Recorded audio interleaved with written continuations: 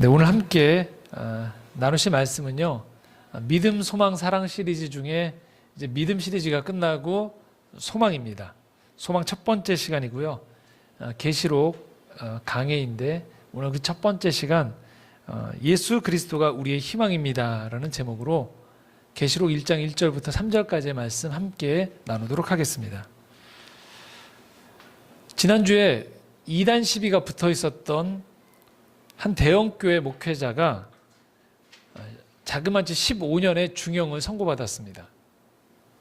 15년이면 꽤 중형인데요. 이 재판부의 판결문에 보면 이렇게 적혀 있습니다. 신도들의 심리적 항거 불능을 이용해 범죄했기 때문이다 라고 써 있어요. 신도들의 심리적 항거 불능을 이용해 범죄를 저질렀다는 거예요. 마음 상태로서 이게 범죄인 것 같은데 그걸 저항할 수 없는 상태에서 그냥 당하는 거죠. 그 상대방이 이단 시비가 있지만 하여튼 목사라는 이름이 붙어있는 그 사람이 자행했던 거죠. 장기간. 자, 우리가 이런 일들이 최근 들어서 많이 벌어지고 있는데요. 알 수 있는 것이 있습니다. 신앙심을 이용해서도 얼마든지 악에 희생될 수 있다는 걸 우리가 주의해야 된다는 거예요. 얼마든지 신앙을 통해서 바른 길을 가고 선한 길을 알고 자유와 회복을 얻는 경우도 많지만 우리가 현대사회에 들으면서 알게 되어지는 것, 얼마든지 신앙이라는 이름을 가지고도 한 사람의 인생을 파탄낼 수도 있고요. 공동체 전체가 거기에 바쳤던 인생이 희생되어지고 소멸되어지는 일들을 왕망접할 수 있다는 거예요. 자, 또 하나 이 신앙심을 잘못 적용할 때 벌어질 수 있는 일이 한 가지 있는데 그것은 종말론입니다. 종말론. 종말론을 잘못 적용하면 어떤 일들이 벌어지느냐? 신앙을 가지고 있는데요. 그 신앙이 두려움에 근거해서 신앙생활을 하게 되어진다는 거예요. 아주 손쉬운 방법이에요, 사실은. 종교 또 유사 신앙에서 얼마든지 벌어질 수 있는 일인데요. 왜 이런 일이 벌어지느냐? 미래는 아무도 모르기 때문이에요. 그래서 우리가 미래를 담보로 누군가가 강력하게 신앙이라는 이름으로 거기에 권위를 부여하기 시작하면 사람들은 내가 알지 못하는 영역이기 때문에 무방비로 당하게 되어 있어요. 누구나 미래는 두려운 영역일 수 있습니다. 내가 예측할 수 없는 영역이기 때문에 그렇습니다.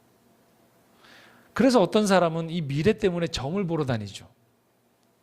그리고 어떤 사람은 이 기독교 신앙 안에서도 미래에 이런 것을 하십시오, 이런 일이 일어날 것입니다 라는 점지해 주는 예언 기도라고 소위 말하는 것을 받으러 다녀요.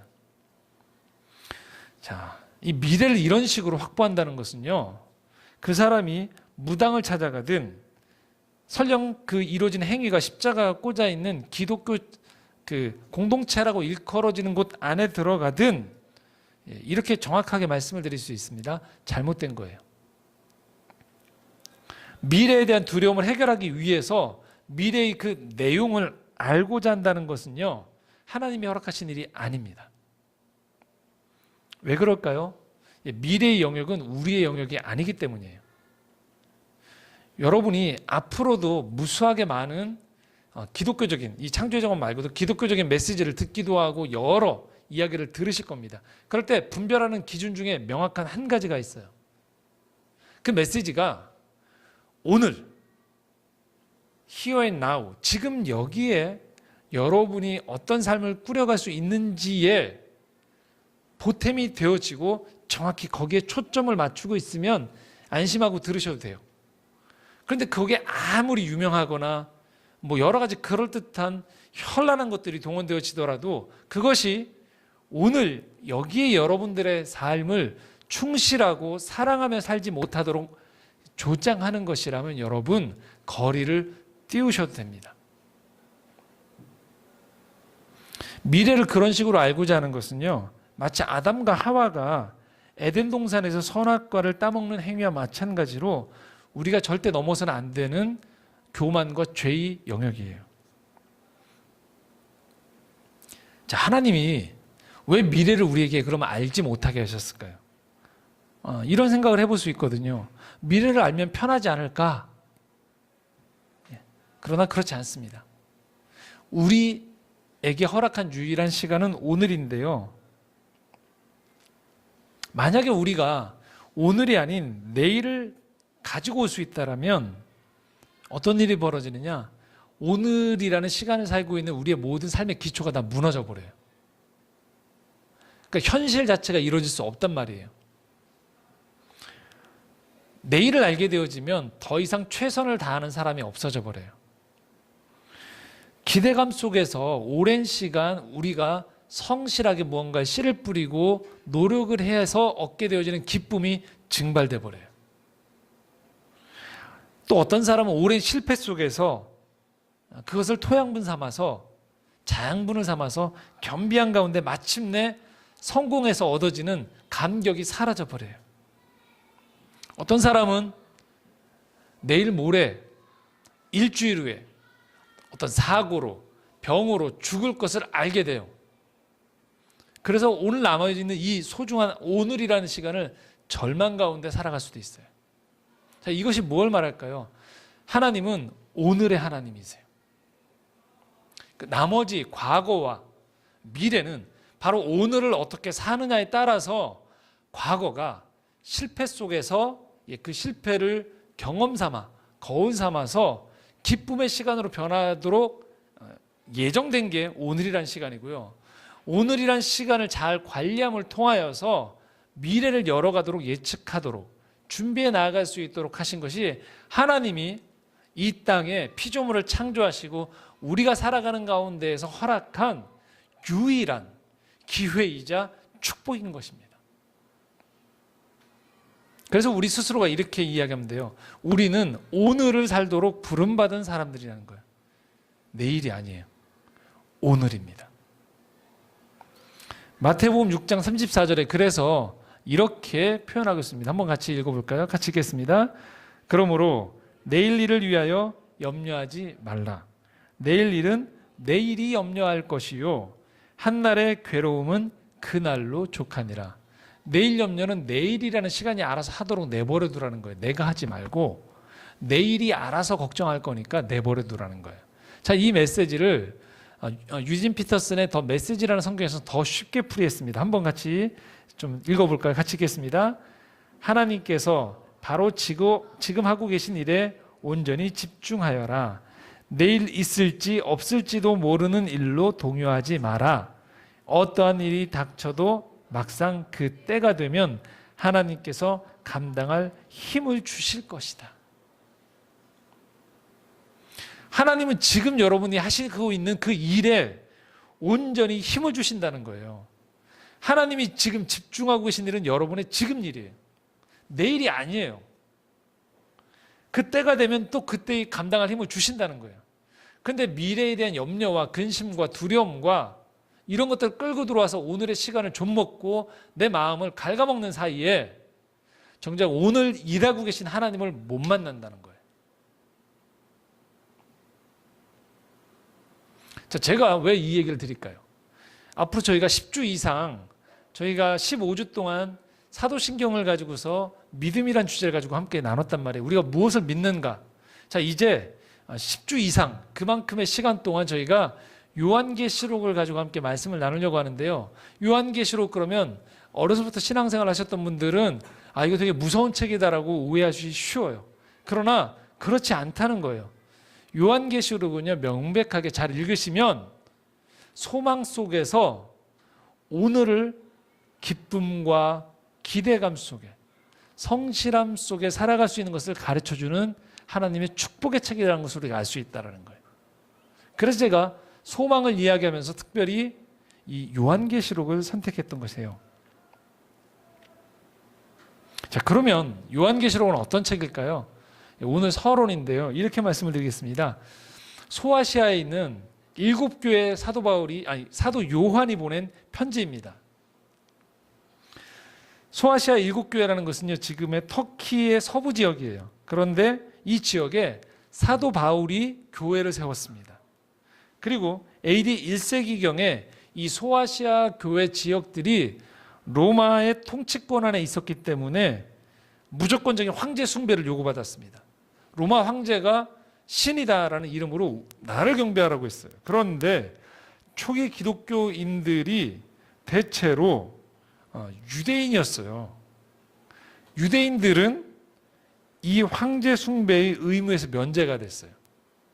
그러니까 핍박을 안 받는단 말이에요. 그런데 유일하게 이방인이 전도자로 부름받은, 이방인의 전도자로 부름받았던 사도 바울이 전도했던 이 소아시아 지역의 이 크리스찬들은 대체로 다 이방인들이었어요. 이 이방인들은 황제의 숭배의 압력을 받기 시작하는 거예요. 그래서 본격적인 기독교 받기가 시작된 거죠. 황제 숭배를 거부하는 기독교인들이 처형당하기 시작해요. 소아시아의 교회 크리스찬들은 그래서 두 부류로 나눠지게 되는 거예요. 순교적 신앙으로 박해에 대항하면서 이 믿음을 지켜가는 쪽이 있었고요. 또 다른 쪽에서는 믿음이 연약하기 때문에 결국 배교하는 거예요. 기독교를 부인하는 거죠. 이게 공동체 안에 같이 있었던 거예요. 혼란이 오기 시작하는 거죠. 한쪽은 믿음으로 이 시련을 견디는 쪽이 있는 반면에 다른 한쪽은 이 시련 가운데서 포기해버리는 현상이 벌어지고 있는 것이에요. 그러니까 끝이 보이지 않는 거예요. 사실은 이 핍박이라는 것이. 그럴 때 하나님께서 사도 요한을 통해서 계시를 보여주세요. 그리고 그 계시 속에서 그 계시를 통로 삼아서 이 소아시아의 교회의 7교회의 성도들이 이 어려움을 어떻게 이겨나갈 수 있는가가 첫 번째 요한계시록을 보내주신 이유라는 거예요. 그리고 2000년 후에 오늘도 여전히 믿음 가운데에서 살아가면서 고난을 겪고 있는 성도들로 하여금 이 믿음의 길에서 이탈하지 않아야 될 이유가 어디에 있는지를 보여주는 거예요. 그런데 한 가지 다른 사도 바울의 서신이나 다른 복음서나 다른 책과 다르게 요한계시록의 특징이 있어요. 그것은 희망을 주고 소망을 주는 방식이 어떤 것으로 주느냐? 비전을 통해 주는 거예요. 미래에 어떤 그림이 보여질 그 청사진을 보여주면서 그것들을 통해서 오늘 여러분의 삶의 자리에서 어려움을 극복해 나아갈 이유가 있다는 것들을 전해주는 책이 요한계시록인 거예요. 그렇기 때문에 여러분들이 이 요한계시록에 이후에 제가 이제 이 강의를 계속 펼쳐가면서 설명해 드리겠지만 666이라든지 무슨 용해 이런 것들을 토대로 현실 가운데 일어나는 어떤 현상들을 보면 악의 무리로 진단하는 것들이 오버하는 거예요. 그런 식으로 통해서 없애지도록 하는 것들이 성경을 읽는 방식의 잘못된 방식이에요. 최근에도 미국에서 500만 부 이상 팔렸던 책 중에 하나가 있습니다. 레프트 비하인드라는 책이 있어요. 국내에도 번역이 되어 있습니다. 출판사에서. 거기에 보면 휴거라는 게 일어나고 남겨진 성도들이 이제 또 한 번의 휴거가 다가오는 가운데 두려움 가운데에서 이 종말을 어떻게 맞이할까에 대한 책이에요. 성경 해석이 치우쳐 있습니다. 왜 문제냐? 지금 얘기했듯이 그런 방식으로 다 올려진 가운데 남겨진 성도들이 두려움 속에 또 다른 한 번에 종말을 기대하는 방식의 문제가 무엇이냐? 오늘을 제대로 못 살아가요. 오늘 사랑하고 오늘 기다리고 성경에 계속적으로 나와 있는 이 믿음의 방식이 아닌 또다시 임할 심판에 대한 두려움 속에서 오늘을 다 허비해버리는 거예요. 그런 책이 아닙니다. 요한계시록. 그 핍박의 시기는 2000년 전에도 계속됐고요. 2000년 기독교 역사 가운데 계속됐고 2000년 후에 오늘을 사는 우리 그리고 우리의 후손들도 계속 믿음 안에서 사는 가운데 어려움이 따라간다는 거예요. 자, 그러면 과연 우리는 어떻게 이 믿음을 지켜 나아가는 가운데 어려움을 해석해 나아갈 수 있는가? 자, 오늘 1절 말씀 함께 읽겠습니다. 함께 읽겠습니다. 예수 그리스도의 계시라.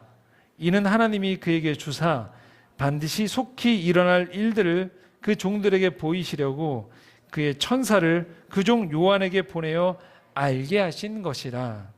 자, 이렇게 써 있습니다. 첫 마디가 이렇게 써 있어요. 예수 그리스도의 계시라는 거예요. 계시가 뭘까요? 위에서부터 오는 거예요. 사람이 만들어낸 게 아니라는 거예요. 우리가 힘들 때, 굉장히 낙심되어 있을 때 우리가 이렇게 얘기해 주거든요. 주변 사람들 어깨를 두드리면서 뭐라고 얘기합니까? 잘 될 거야 라고 얘기한단 말이에요. 물론 그런 위로를 해주는 게 안 해주는 것보다 훨씬 낫죠. 하지만 우리는 그 정도의 잘 될 거야 가지고 안 된다는 걸 우리가 알고 있어요. 왜요? 실제로 벌어지는 일은 인간끼리 주고받는 응원이나 격려나 몇 마디 말에 따르는 어루만짐 정도로 안 된다는 걸 우리가 인생을 살아가면서 경험하기 때문에 그렇습니다. 우리를 향해서 진정으로 위로가 되고 힘이 되는 것은 무엇이냐? 위로부터 내려지는 하나님의 흔들림 없는 뜻, 계획에 의해서 우리가 붙잡아진다는 걸 알고 있을 때 우리가 흔들리지 않는다는 거예요. 그래서 예수 그리스도의 계시라고 표현하면서 따라붙는 이 두 수식어가 있습니다. 그것은 이렇게 표현하고 있습니다. 하나님이 그에게 주사, 뭐라고 표현되어 있죠? 반드시예요. 반드시, 그리고 속히, 분명하게 일어난다는 거예요. 그리고 여기서 말하는 속히는요, 빨리를 말하는 게 아니에요. 내가 생각하는 이 땅에서의 시간과는 다른 개념의 영원의 시간에서 비롯된 하나님의 일하심이 분명하게 온다는 거예요. 여기서 우리가 알 수 있는 것은요, 이 땅을 살아가면서 우리의 진정한 소망이 과연 어디에서 오는가라는 거예요. 어디에서 올까요? 바로 하나님으로부터 온다는 거예요.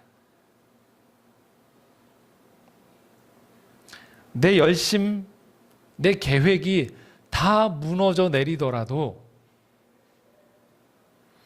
하나님의 뜻은 반드시 이루어진다는 거예요.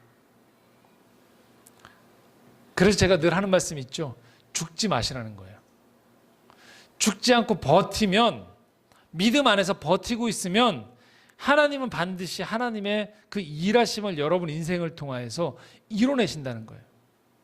그런데 내가 낭망한 가운데 서둘러서 생을 포기합니다. 서둘러서 절망으로 내 인생을 덧칠해버립니다. 아닙니다. 하나님은 일하고 계세요. 내 눈에 뿌해 보이고 내 눈에 다 무너져 내렸고 내 눈앞에 길이 끊긴 것 같아도 하나님은 일하고 계시다라는 거예요. 왜? 나에게 생명의 호흡을 허락하셨잖아요. 내가 버티는 한, 믿음 안에 버티는 한 하나님은 오늘도 일하신다는 것이 바로 복음인 것이에요. 기독교는 이 계시를 믿는 거예요. 미래에 대한 어떤 비책을 몰래 듣는 게 아니에요. 엿보는 게 아닙니다. 비록 나는 미래를 알 수 없지만 이 역사에는 하나님의 뜻이 반드시 있고 하나님의 일하심이 있기에 내가 절망하지 않아야 된다는 것, 그것이 바로 하나님의 뜻이라는 거예요. 그래서 여러분 인생을 살아가면서 가장 무서운 적이 있어요. 허무주의입니다. 인생에 뭐 별거 있나? 라고 하면서 인생에 대한 아무런 기대를 갖지 않고 살아가는 것이죠. 그래서 허무주의의 끝이 뭐예요? 생을 마감하는 거예요. 왜? 허무주의에 빠지면 단지 이 땅에 살아가는 것은 시간이 길어진다 뿐인 거예요. 그러나 인생은 그렇게 허무하게 이 땅에서 유야무야 그냥 보내야 되는 시간이 아닙니다. 우리가 오늘도 오늘이란 삶의 시간을 소중히 여기게 된 이유는 오늘을 통해서 하나님이 내일을 만들어 가시기 때문이에요. 그래서 오늘 우리가 계시를 믿는다고 하는 것은 몰래 미래를 엿본다는 의미가 아니고요. 하나님의 뜻은 여전히 우리 삶을 붙잡고 있음을 내가 확신하고 있음을 말하는 거예요. 자, 그런 사람들이 해야 되는 역할이 있어요. 2절입니다. 함께 읽겠습니다. 요한은 하나님의 말씀과 예수 그리스도의 증거, 곧 자기가 본 것을 다 증언하였느니라. 계시를 받아들였던 사도 요한이 자기를 뭐라고 얘기하냐면요, 증언하는 사람이라는 거예요. 그러면서 그가 보았던 것은 하나님의 말씀과 예수 그리스도의 증거라는 거예요. 하나님의 뜻을 전달하는 전달자예요. 이 땅에 있는 우리 모두가 마찬가지예요. 우리 모두는요, 우리 삶을 통하여서 하나님의 뜻을 전달하는 전달자예요. 설교를 하고 있는 저 역시도 전달자입니다. 여러분도 여러분의 삶을 통하여 전달하시는 거예요. 역사의 주인공은 누굴까요? 하나님이세요. 그 하나님이 우리를 무참히 짓밟거나 무시하는 분이 아니시라는 거예요. 오늘 우리가 경배 찬양을 들으면서 끊임없이 불렀던 그 찬양들, 내 삶을 사랑해 주시고 인도하시는 선하신 목자이신 그분이 진정한 우리의 통치자가 되시사 우리를 다스려 주시고 우리를 평강 가운데로 인도해 주시면서 우리의 평생에 함께 하신다는 것이에요. 그래서 오늘 우리에게 필요한 것은요, 미래에 대한 안전보장이 아닙니다. 오늘 우리에게 필요한 것은요, 하나님의 손에 붙들리는 거예요. 그분의 인도하심이 오늘도 내 삶에 가득하다는 것을 내가 받아들이는 겁니다. 우린 자꾸만 이렇게 기도하고 싶거든요. 확실하게 좀 알려달라고. 불안하다고. 근데 하나님이 이렇게 얘기하시죠. 나를 붙잡으라고. 무대책을 말하는 게 아니에요.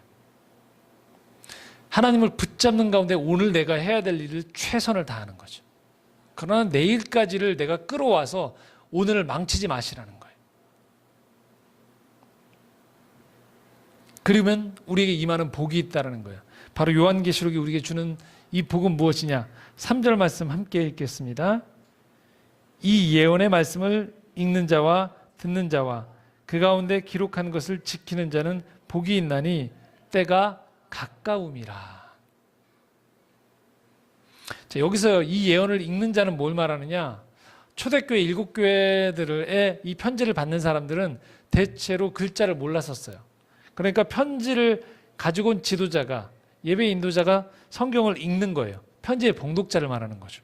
그리고 듣는 자는 그러니까 예배의 참여자예요. 그리고 말씀을 지키는 자는 뭘까요? 모든 성도를 해당해요. 자, 여기에는 2000년 후에 오늘 우리까지도 포함되는 거예요. 자, 그러니까 여기에서 보십시오.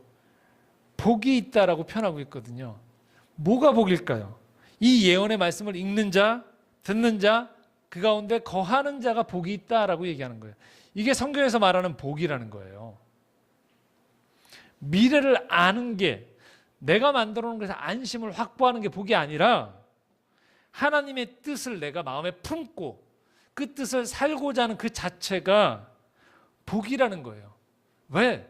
하나님이 복의 근원이시거든요. 그래서 그분을 붙잡고 있는 한 우리 삶은 흔들리지 않는다라는 거예요. 이 비밀을 깨달았던 성경의 기자들은 늘 그래서 무엇을 복이라고 얘기하느냐? 이 말씀 안에 거하는 것을 복이라고 표현했습니다. 우리가 잘 아는 말씀 시편 1편 1절과 2절 이렇게 말씀하겠습니다. 함께 읽어볼까요? 같이 읽겠습니다. 복 있는 사람은 악인들의 꾀를 따르지 아니하며 죄인들의 길에 서지 아니하며 오만한 자들의 자리에 앉지 아니하고 오직 여호와의 율법을 즐거워하여 그의 율법을 주야로 묵상하는도다. 여기 어떤 복이 나옵니까? 일확천금한 복이 나올까요? 예, 아닙니다. 복 있는 사람들은 악인들의 꾀를 쫓지 않는 사람이 되는 거예요. 죄인들의 길에 서는 것이 불편한 거예요. 교만하고 오만한 사람들의 자리에 함께 앉아서 교만한 척하면 불편해지는 거예요. 그리고 오직 여호와의 율법을 즐거워해서 그 율법이 자기 안에 들어오는 거예요. 그리고 그 율법이 내 안에 소화가 되는 거예요. 이것이 진리지, 이것이 사는 것이지, 이것이 행복이지라고 깨닫는 사람들, 그의 인생이 진정으로 복된 인생이다라고 이야기하고 있는 거예요.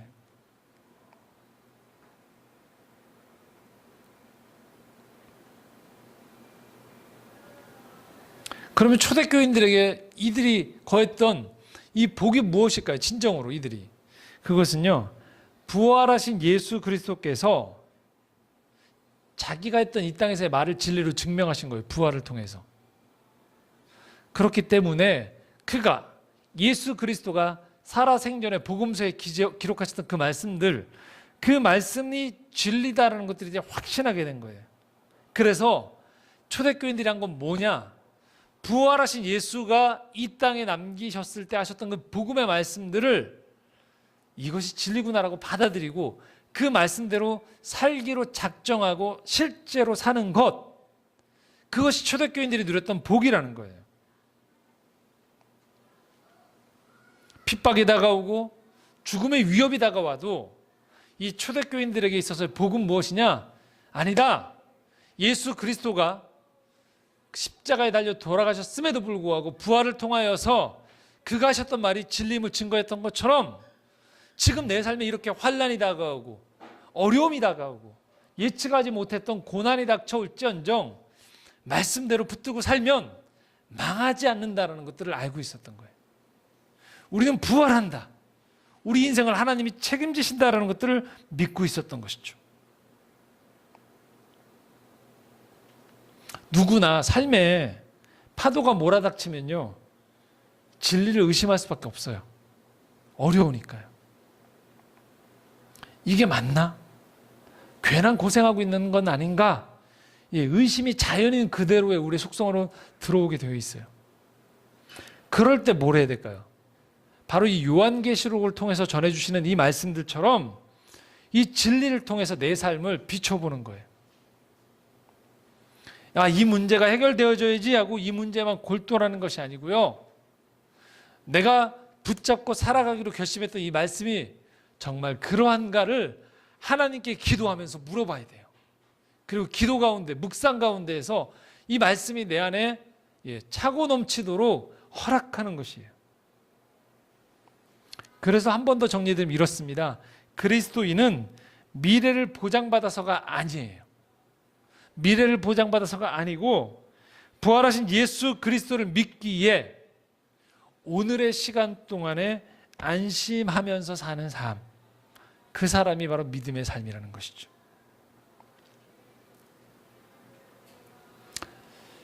크리스찬들이 오해하는 게 있어요. 이렇게 오해합니다. 기독교가 이긴다고 생각해요. 기독교가 이긴다. 맞을까요, 여러분? 기독교가 이긴다. 여러분, 아닙니다. 기독교가 이긴다가 아니에요. 기독교는요, 이기는 게 아니고요, 증명해내는 거예요. 살아내는 거예요.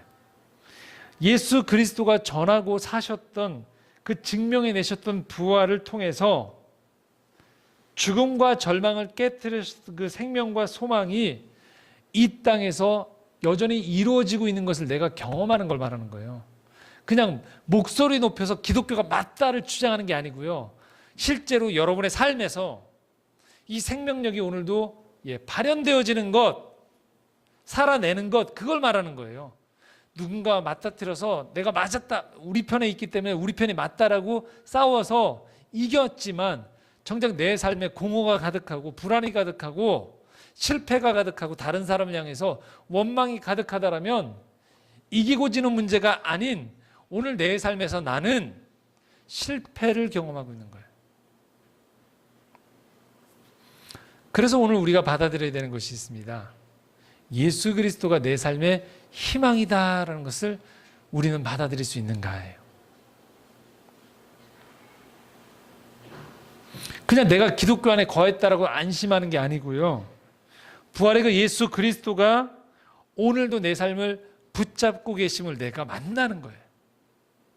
그게 기독교 복음의 정수인 거예요. 거기에 희망이 있습니다. 많은 사람들이 기독교 교회가 줄고 있다고 위기라고 얘기해요.